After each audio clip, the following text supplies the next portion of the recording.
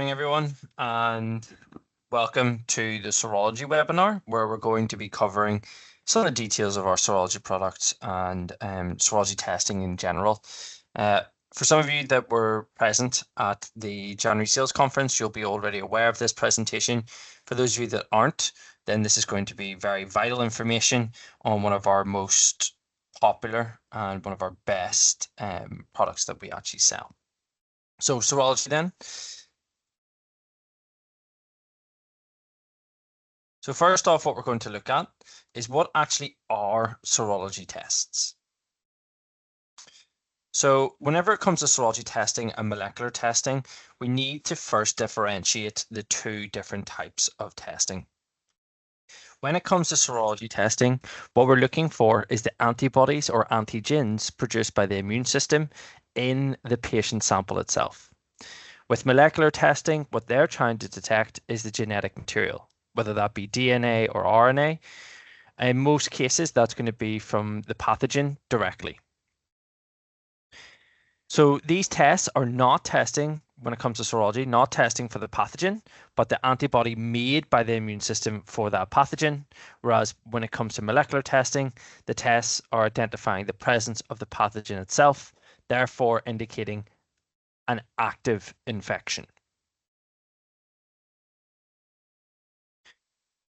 So in terms of the principles and methods that are used for each type of testing, when it comes to serology, this is based on immunoassay testing principles. We're talking about that lock and key theory, that antibody antigen binding.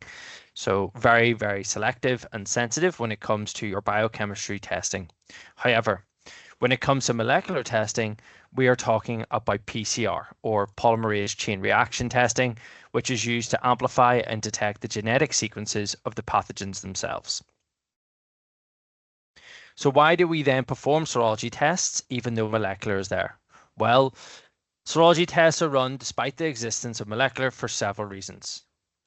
It can be used to assess for past infections. It's useful for epidemiological studies and surveillance / surveys. In terms of cost and resource efficiency, it's much quicker than molecular testing, and it's typically a lot cheaper than molecular testing as well. It therefore can help to offer a much more comprehensive understanding of the patient's immune health whenever it's performed alongside molecular testing. A lot of the time, serology is the screening test and molecular is the confirmatory test. So that brings us on to our controls then.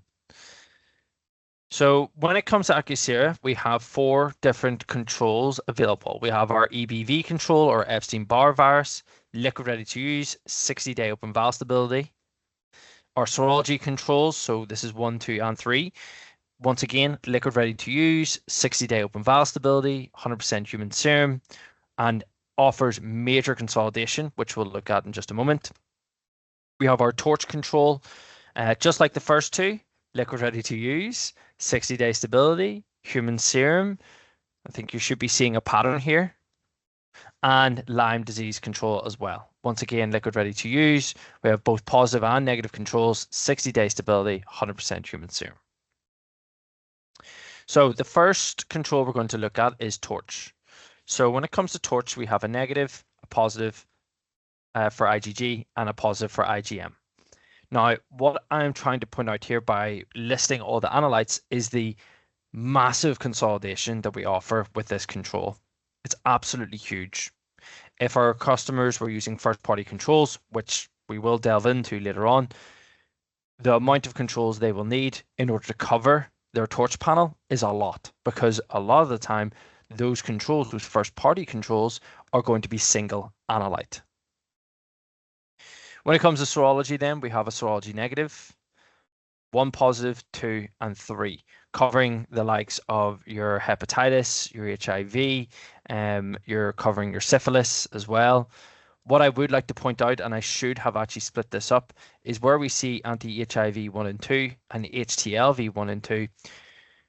If you have a customer using first-party controls, they will have boxes that say anti-HIV 1 and 2. But in that kit, each HIV 1 and 2 will be split into separate vials. So it's still single analytes there. So we offer huge consolidation. So in terms of the key benefits, the controls are liquid ready to use, they're 100% human serum, and they all have an open valve stability of 60 days at 2 to 8 degrees, so at refrigerated temperatures. Fantastic. But one of the main key benefits of our controls is consolidation. So let's take a look at that. Here's our serology control once again. We have our negative, our serology 1 positive, 2, and 3. The positive serology controls for 1, 2, and 3 all come in a 3 by 5 ml kit size. The negative comes in a 6 by 5 ml kit size.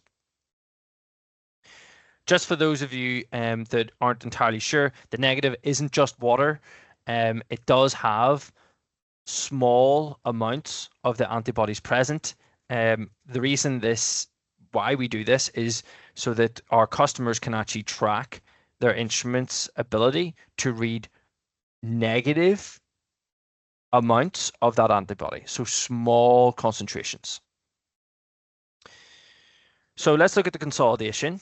If we look at our serology negative and our 3 positives, and we compare that to our main competitor, which is Bio-Rad, you can see here, this is the controls we would need to buy from Bio-Rad to cover the same analytes that we do in Randox. So here is our analytes. So we have our HIV, our hepatitis here, and our anti-HIV2 at the bottom as well. Now, if we remove our negative, what we're saying is it takes 5 Bio-Rad controls to cover just 3 of our Randox controls. So we effectively consolidate 5 Bio-Rad controls into 3 Randox controls. What about Torch?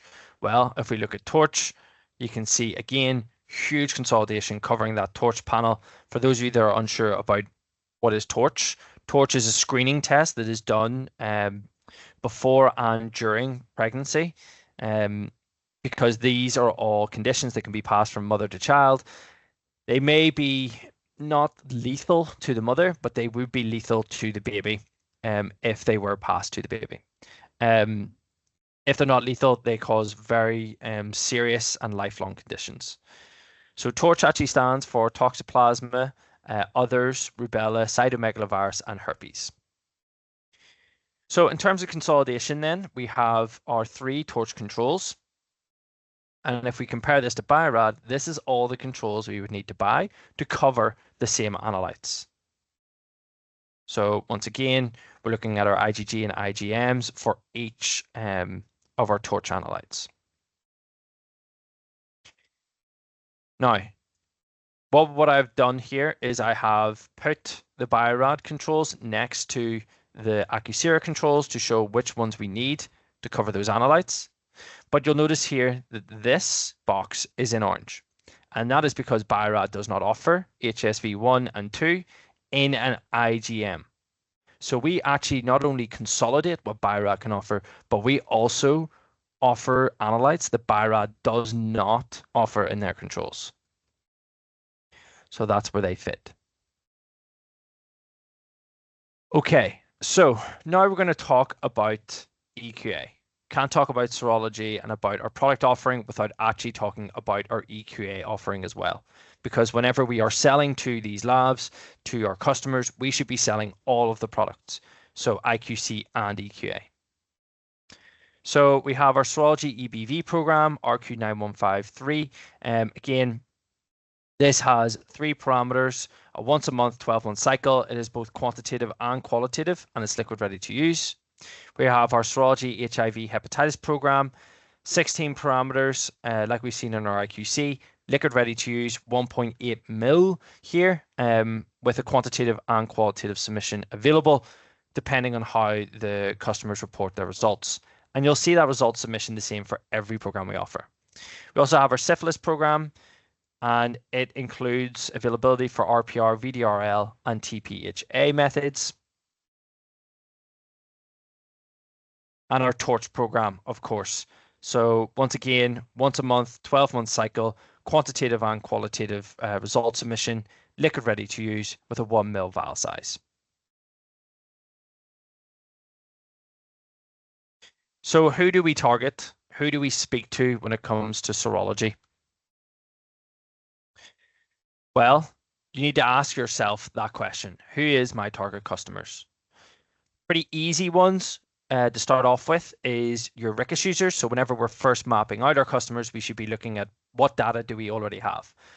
RICS will be able to provide you with a list of who is your current customers in your territory. Not only that, but they'll be able to tell you what programs they're running, what assays and analytes they're testing, what instruments they're using, what methods they're using, etc. You could also look at other EQA websites or even regulatory bodies data. So the likes of, I know in America, they offer CLIA, and also in the UK, we have UCAS. If you go onto the UCAS website, you can see, okay, who's accredited. And part of that accreditation, you'll be able to find out what instruments the lab uses, their contact details, what tests they're running. All of that information is available before you even step foot in the lab. Large hub labs. Serology testing is used to diagnose if an infection is present or not. So in these large hub labs, you can bet they're going to be doing some sort of serology testing. These labs where they're doing lots of reference testing. So therefore, if they're doing all this testing, their IQC is going to be run every single day in these labs because they cannot afford to have an inaccurate or imprecise machine when they're running these tests. They need to be correct. So therefore, they're going to be running more QC.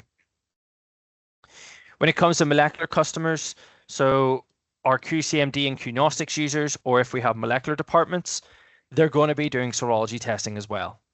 If the hospital has a molecular lab, it is very, very likely they're going to be running serology tests for prior screening because it's faster and a cheaper way to screen samples. So this is a quote that sometimes I've heard, and that is, whenever I visit the labs, I don't see any serology specific machines. Well, I'm sure a lot of you will be already familiar with a lot of these machines. These are all immunoassay machines, and all these machines can run serology testing. And I actually took it one step further and went to RICS and asked for a list of some of the machines that have been registered in our serology programs, and here is some of them here.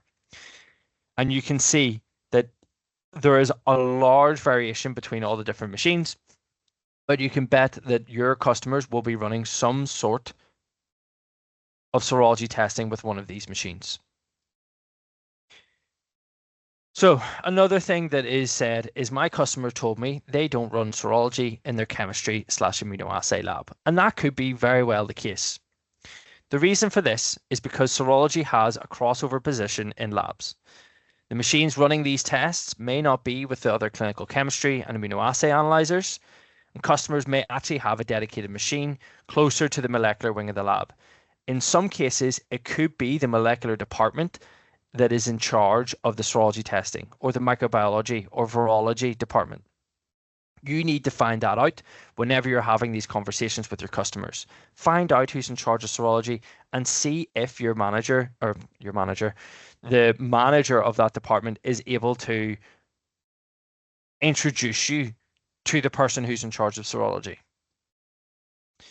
So how do we approach this? Well, we need to know who is their current supplier for controls. We need to find out, in that case, are you using single analyte controls? And in the back of your head, you're thinking about storage space, extra preparation time, the likelihood of errors, all of those issues that come with whenever controls are not consolidated. If they're using Biorad, remind them that they're going to need multiple controls from Biorad. And of course, when you're mapping out your customers, look at your information that you already have. So who is your current RICS serology customers for EBV, HIV, hepatitis, syphilis, torch, and microbiology? And of course, always try to get pricing of the competitor product during the meeting, because a lot of the time when it comes to winning over our customers with serology controls, it's consolidation. And when it comes to pricing, whenever we're doing better consolidation than our competitors, then that pricing needs to be done by price per mil. And the only way you can do that to allow for comparison is if you do it for the customer. So we have a customer scenario. We're visiting a new customer in our territory. This customer is a medium to high throughput lab with multiple departments. We're going to take a look at how we would win this customer's serology business. So we're going to go and ask this customer some questions and find out some information. The first question is, what machines do you run? They tell us they run a Cobus E801 machine. We then ask them, what IQC do you run? I'm sure you could have guessed this, but it's first party. These icons are not there for no reason. This is exactly how much QC vials we would need from Roche to run the same amount of analytes that we offer in our controls. And how many times each day do you run your QC? They tell us they run it twice a day, once at the start and once at the end of the day, so every 12 hours. And how many individual IQCs do you run then? 15 for each level, not including torch. So this is just for serology testing. So how long do they spend then running their serology QC each time? And they're saying it takes them approximately 1 hour to prepare all their different controls. To summarize then, this customer uses Roche instruments, Roche controls, and they use 15 positive controls and 15 negative controls for these. But what haven't we spoke about? Torch. We haven't even spoke about torch yet. And if they're doing serology testing, you can bet they're going to be doing torch screening as well. So they spend 1 hour every time preparing these controls. So consolidation is going to be our key benefit in this scenario. The customer would move from having 30 controls to just 4, making the lab 7.5 times more efficient every time they prepare QC. This is going to have an effect on human error rate, especially in a high throughput lab. That's going to be a very big selling factor. One thing we haven't discussed is dev volume. So when it comes to first party versus Accusera, dev volume on the instrument is going to be the same. It's going to be 50 microliters. Now I've just chosen a random amount here. It could be 100, it could be 150. It just depends on the instrument itself. Our number of vials needed, so we have 30 for first party, 4 for Accusera.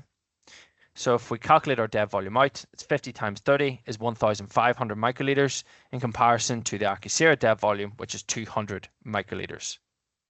That is a 7.5 times increase in wastage from going from Accusera controls to first party. That is therefore an increase in cost. It is money. That is wasting money.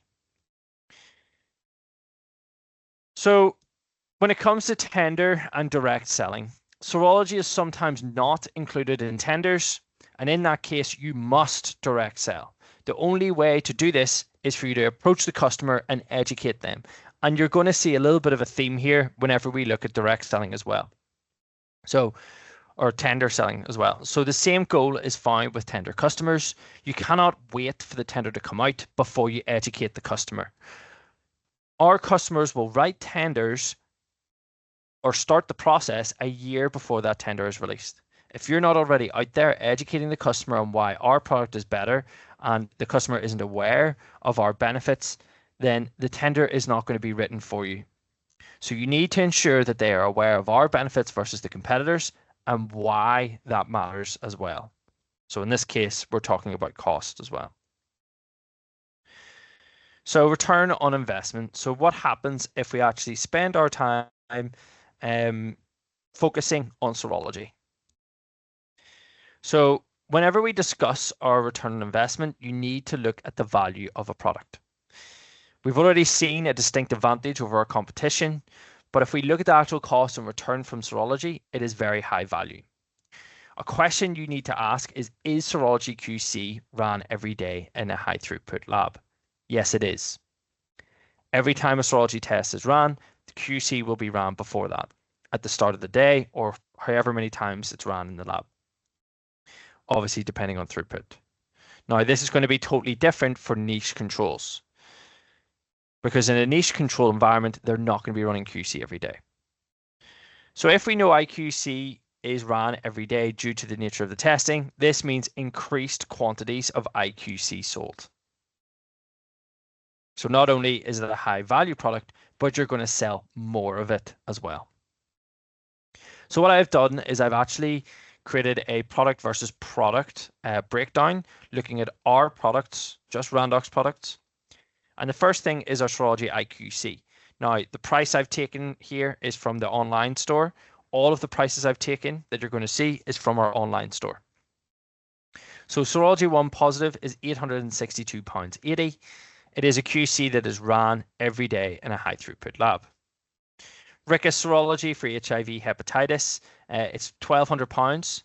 But remember, I'm not telling you not to sell Ricus. I want you to sell Ricus. I definitely do. But it's £1,200, but that's for the year. Whereas the IQC, they're going to run several kits per year. So therefore, we have our advantage there in terms of quantity. So what about other IQCs? Well, if we look at clinical chemistry and we look at our LUE, you can see LUE is £378.50, £378.50. It's ran each day, but it is a lot cheaper than serology. They're both ran every day. So what about those niche controls? Well, if we take LPA, for example, our LPA level 3 control is 382.83. This is a niche control, so not only is it cheaper, but these niche controls, yes, we should be selling them. Yes, there's a big market for them, and I want you to sell them. But what I'm pointing out to you is with these niche controls, what will happen a lot of the time is in a hospital or lab environment, they will hold patient samples for a few days until they build up that they have enough samples for that test. Then they'll run their control once every couple, 2-3 days, or once at the end of the week. Run their control, then they test all their samples for that analyte. That is not the case with serology, where it is ran every day. So there's going to be higher quantities used in the lab. In terms of growth, we have seen significant growth. We've seen a little bit of growth from 2022 to 2023. From 2023 to 2024, we have been focusing a lot more on serology. We have been trying to educate and push on that, and we have seen good dividends from that. Oh, apologies. We'll let this play. Okay, so we're going to look at a conclusion then. So in conclusion, our controls are highly consolidated, much more consolidated than first party or even third party competitors, which reduces the number of vials that customers need to purchase, prepare, and store. All of our serology controls are manufactured from 100% human serum with no added preservatives or stabilizers, which means that they have a much better commutability. They're all liquid ready to use with a long open vial stability of 60 days. So Serology IQC will be run daily by any lab running these tests. So if it's run daily, we're going to have more QC usage. If we couple that with it being a high value product, this means a greater return on investment. So that means more money for your sales figures and more money for Randox. So don't be afraid to target those larger, higher throughput labs. Remember, if you can penetrate these labs with a high quality, high value product like our serology controls, this will increase your market growth and it will increase your penetration as well. Thank you for listening. That is the end of today's webinar. If you do have any questions, please feel free to reach out to the training team.